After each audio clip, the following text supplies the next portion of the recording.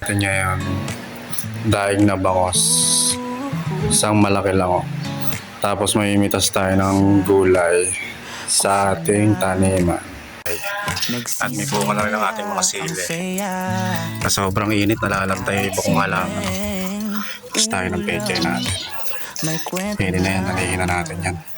Tayo na itong sili pa magsilagay natin sa hukan.